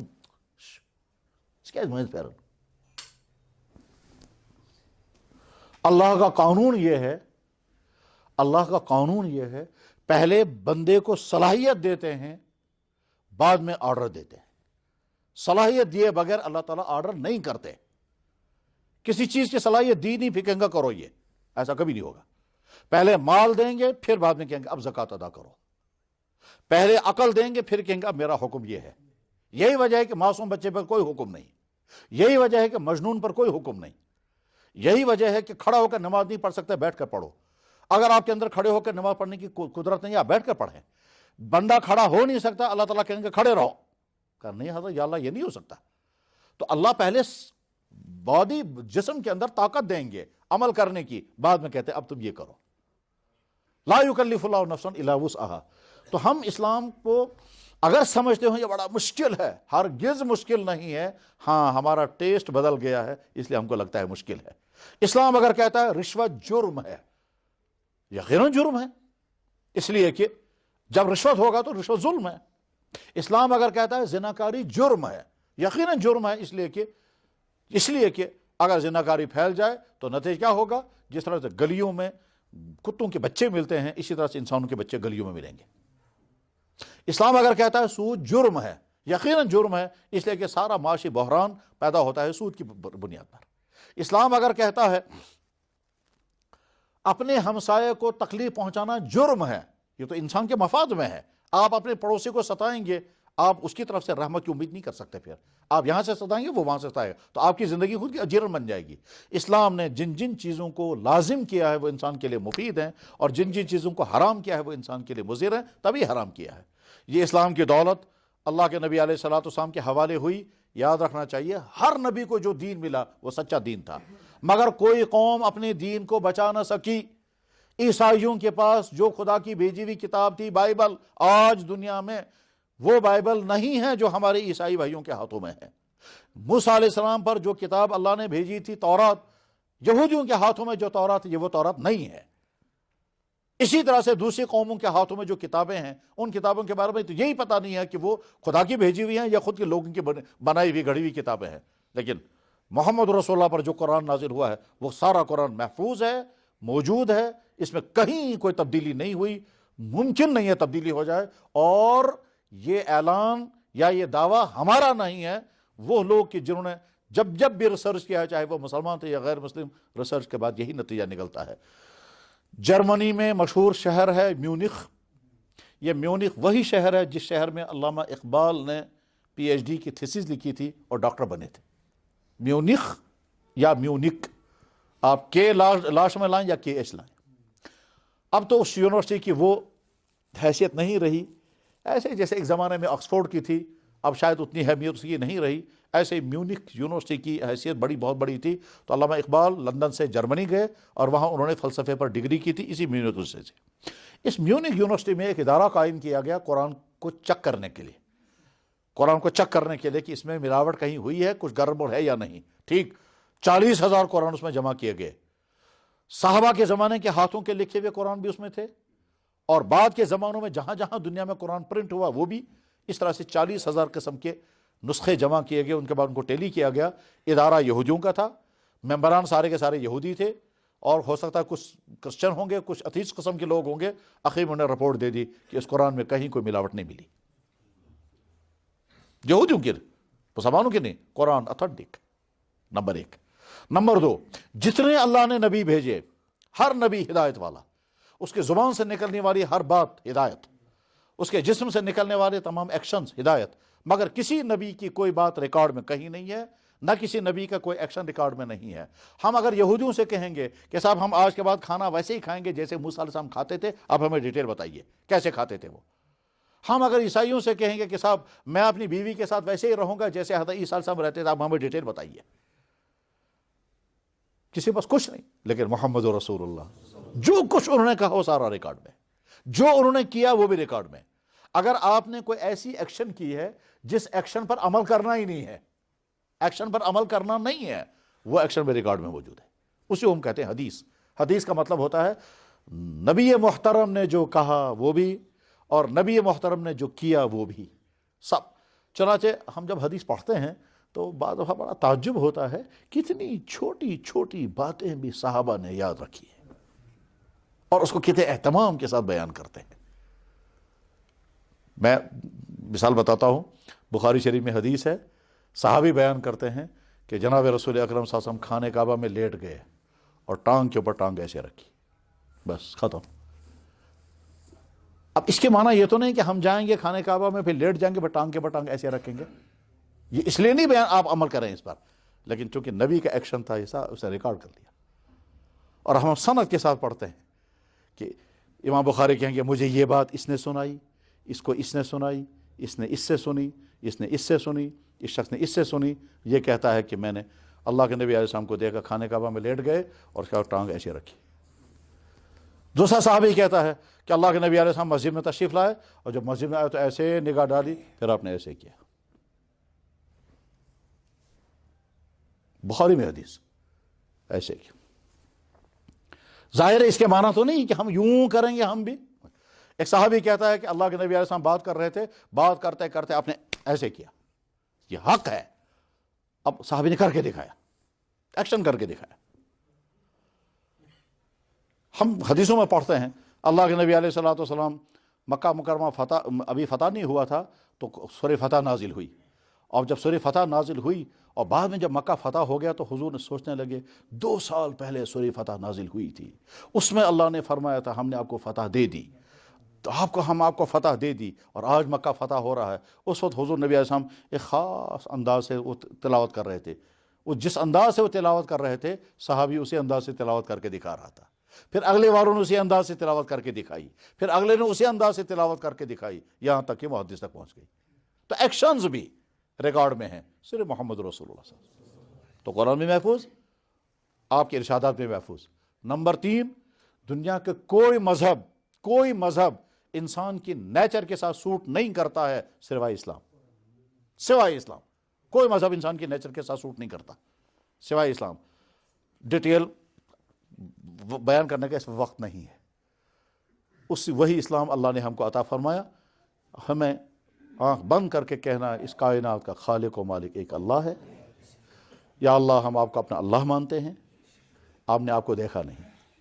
محمد رسول اللہ کو اپنا نبی مانتے ہیں، ہماری ان سے ملاقات نہیں۔ آپ نے اور آپ کے نبی نے جو کچھ لازم کیا ہے وہ ہمیں فالو کرنا ہے۔ سستی ہو جائے گی، غلطی ہو جائے گی تو توبہ کریں گے۔ آپ کے اور آپ کے نبی نے جو کچھ بیان کر دیا ہے اس سے ہم بچیں گے۔ اگر اس کی خلاف ورزی کبھی ہو جائے گی تو ہم توبہ کریں گے، مگر ہم سمجھیں گے یہ جرم ہے۔ بس میں اس مختصر قسم کی گفتگو کو اسی پر ختم کرتا ہوں، اس حدیث کے ساتھ کہ جو حدیث ہمارے لیے میسیج بننی چاہیے۔